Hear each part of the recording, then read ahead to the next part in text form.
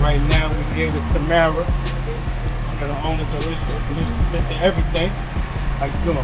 I'm good. How are you? We had a little conversation trying to get on this camera. We don't even do cameras. I don't. So let them know a little bit about Mr. Everything and how things all start.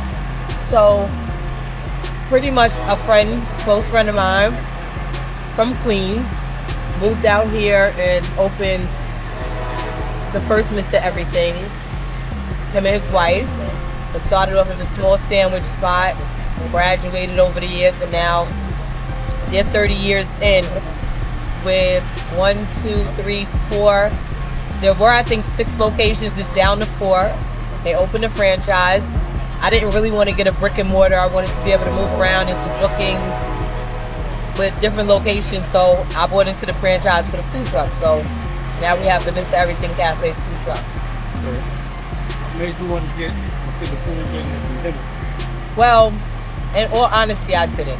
That wasn't my first go-to thing to do. I have a certification in drug and alcohol treatment specialist, and that's what I was supposed to be doing. But I see the opportunity that they presented for us, so I took full advantage of it.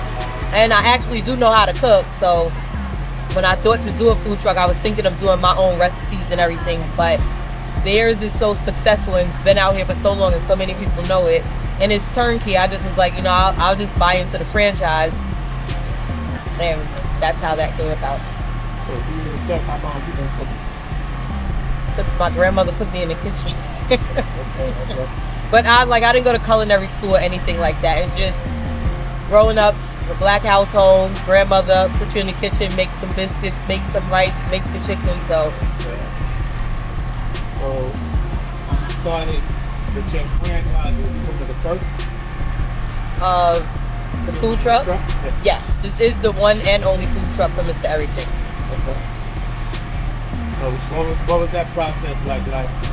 Was it a lot of money? It's the hardest thing ever. I won't say the dollar amount, but it was the hardest thing ever because you would think food truck, buy a truck, you know how to cook, go to the store, buy some supplies, get on there, cook and sell. And it's not that easy. It is a very long process that if you don't know, you wouldn't know.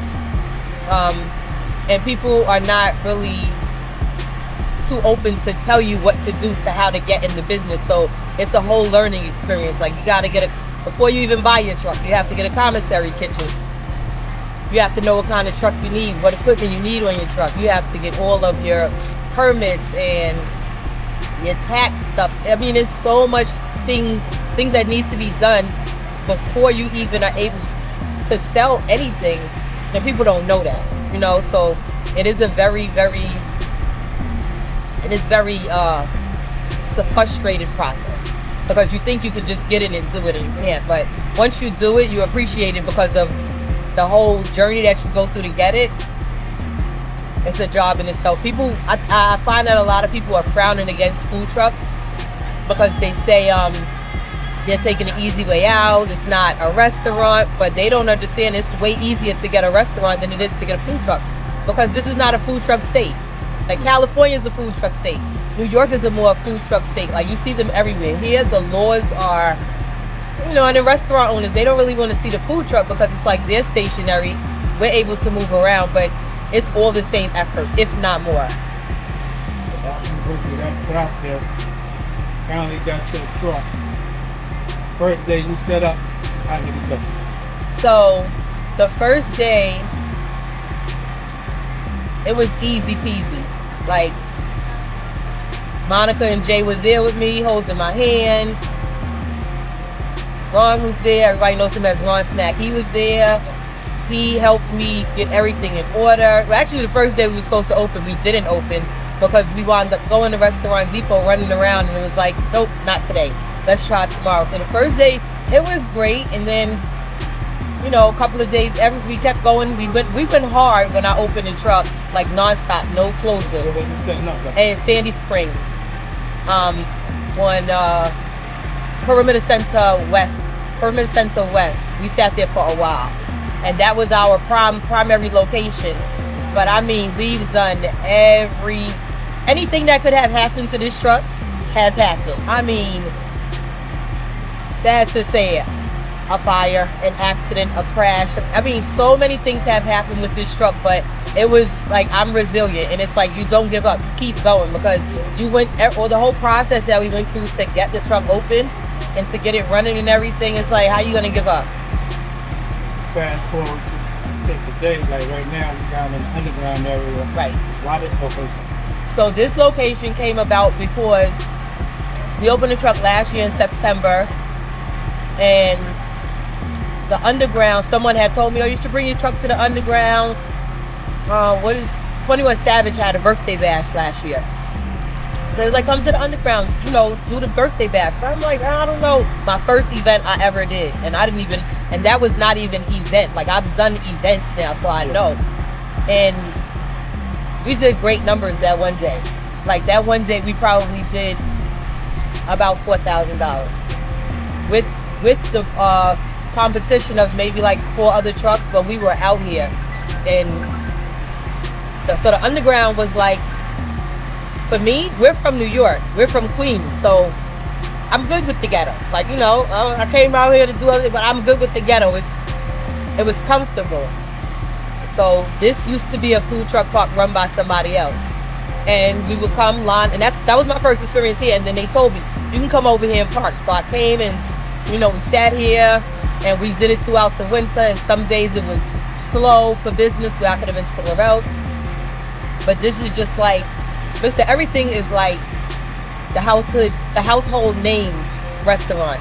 So nothing wrong with Sandy Springs, but you get more of your people down here. You know what I mean? And you have to cater to your people.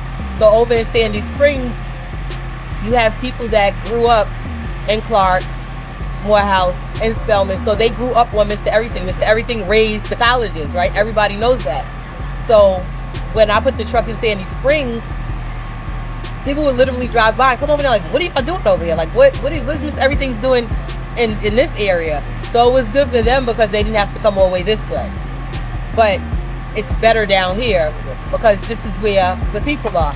So fast forward to now, the truck is here at the underground, and I actually run the food truck park. Like, I'm owner operator of the food truck park now because I stayed here and I watched and I paid attention and I made relationships with different people, and an opportunity presented itself for me to actually manage the food truck park, bring a better look to the underground, try to reopen the underground back up, because everybody knows the underground is the staple of Atlanta. So for people who don't know, like, what exactly is a food truck park?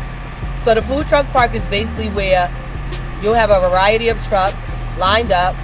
At this specific food truck park, we call it the ground, but we have a projector we put out.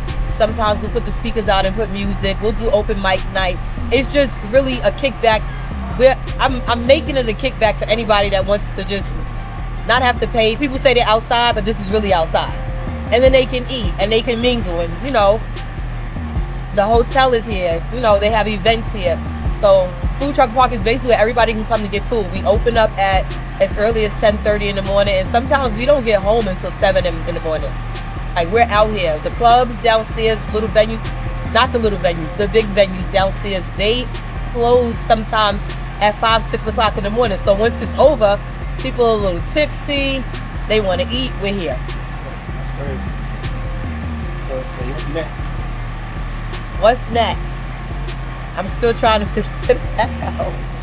I'm still trying to figure it out. With another food truck here in the people? You know what's so crazy? I kept saying I wanted to put a food truck in Virginia. I want to put one in Florida. I want to put one in North Carolina. I missed everything food truck, but I'm the only one that has a food truck. So I would love to take the food trucks and expand it. I want to put one back in New York City where we're from. So that is a long-term goal. I also kind of, sort of, now I've been thinking of a sort of collab with another food truck to put, like, get in a gas station, do a half and half. You know how they have like Baskin and Robbins and Subways in one? Like, I've been thinking to do like maybe a small brick and mortar, half and half collab with another one of the food trucks that's down here. If people want to get their food truck, they get around that process up. So if anybody wants to bring their truck down here, for one, they have to be permitted. They have to have an up-to-date health inspection. They need to email me at the uground food trucks #7 @gmail.com. The uground food trucks #7 @gmail.com. Email on the Instagram page? Yes, it's on the Instagram page, and the Instagram page is Underground Food Park. They can email me, and 'cause I don't want to give my phone number out. I usually give my phone number once I start talking to them and I realize that it's a real potential, right? I don't want to give my phone number out. But once they contact me, I send them the vendor's agreement, which outlines whatever it is that, you know, the pricing, what's needed, a COI from their insurance company to protect themselves while they're on the property. And then once they see the fees and it's feasible for them, then they can come down here. They schedule when they want to come down, and then they come. They're able to come as early as they want and as late as they need to stay. So this is Tamara with the Mr. Everything food truck, the first and only food truck. And also I have the Underground Food Truck Park. Thanks for coming out. See you later.